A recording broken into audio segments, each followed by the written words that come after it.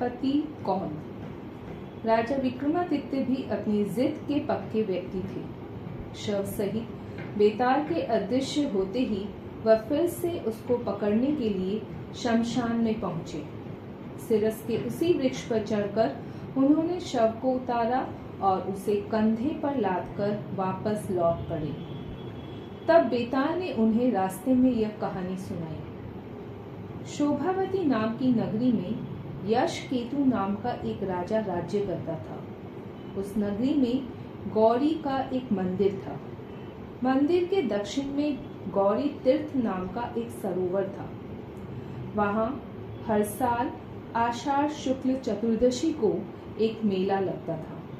वहां भिन्न भिन्न दिशाओं से लोग स्नान करने के लिए आते थे।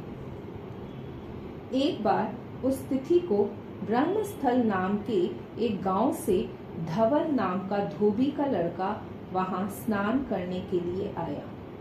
उसने वहां स्नान करने के लिए आई हुई शुद्ध पर नामक धोबी की कन्या मदन सुंदरी को देखा। कन्या की सुंदरता ने उसका मन हर लिया। मदन सुंदरी के बिना वह उदास और भूखा प्यासा अपने बिस्तर पर पड़ा रहता। उसकी ऐसी हालत देखकर उसकी माँ दुखी हुई।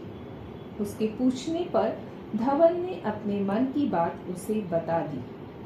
उसने जाकर अपने पति को सारी बातें बता दी। उसने जब अपने बेटे की यह हालत देखी तो कहा, बेटा, जिसके मिलने में कोई कठिनाई नहीं है उसके लिए तुम इस प्रकार शोक क्यों कर रहे हो?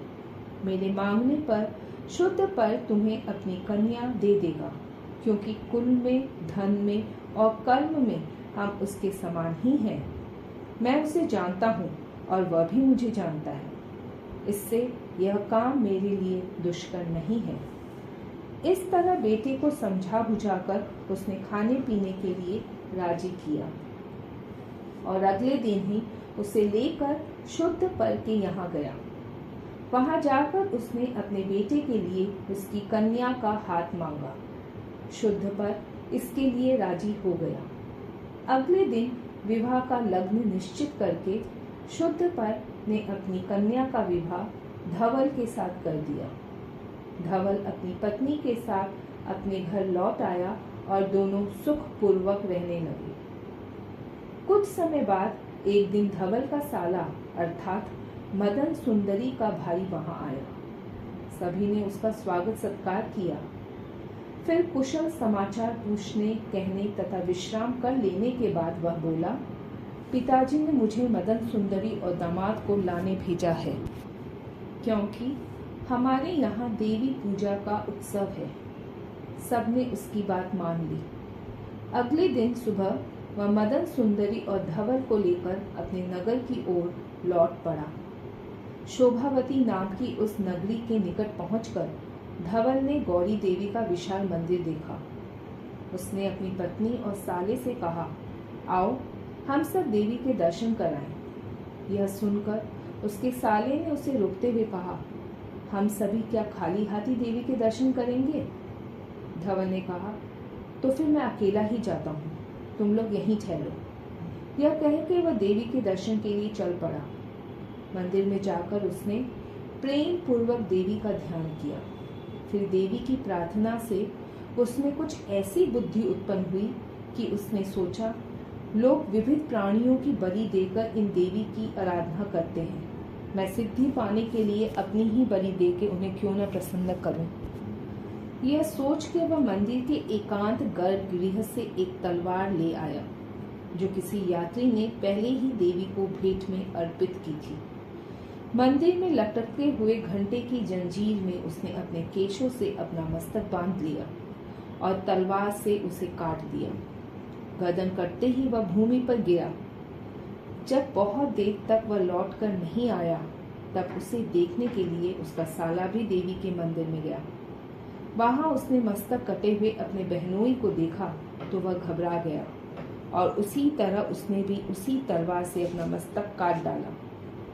जब वह भी लौटकर नहीं आया, तब मदन सुंदरी का मन बहुत विकल हो गया और वह भी देवी के मंदिर में चली गई। अंदर जाकर जब उसने अपने पति और भाई का यह हाल देखा तब हाय ये क्या हो गया कहकर विलाप करती हुई भूमि पर गिर पड़ी और सोचने लगी कि अब मुझे भी जीवित रहकर क्या करना है। यह सोचकर वह शरीर त्याग करने के लिए उद्यत हो गई। उसने देवी की स्तुति करते हुए कहा, हे देवी, तुम संसार की सभी स्त्रियों की शरण दायिनी हो, दुखों का नाश करने वाली हो।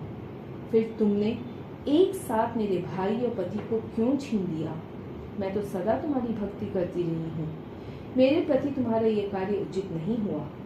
मैं तुम्हारी शरण में हूँ, अतः तुम मेरी यह करुण प्रार्थना सुनो। दुर्भाग्य से लुटे हुए इस शरीर का अब मैं त्याग करती हूँ।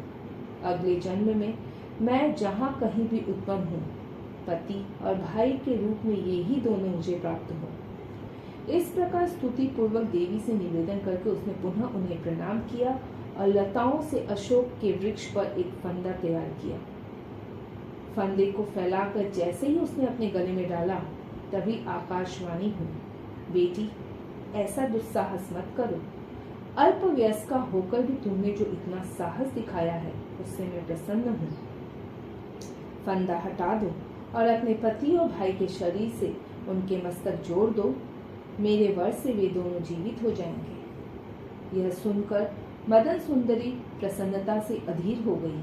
उसने अपने गले से फंदा उतार दिया।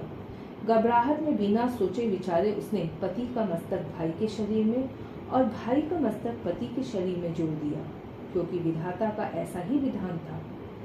तब वे दोनों जीवित होकर उठ खड़े हुए। उनके शरीर में कहीं कटने फटने का चिन्ह नहीं था, लेकिन मस्तकों के बदले जाने के उन दोनों के शरीर में संकरता आ गई थी।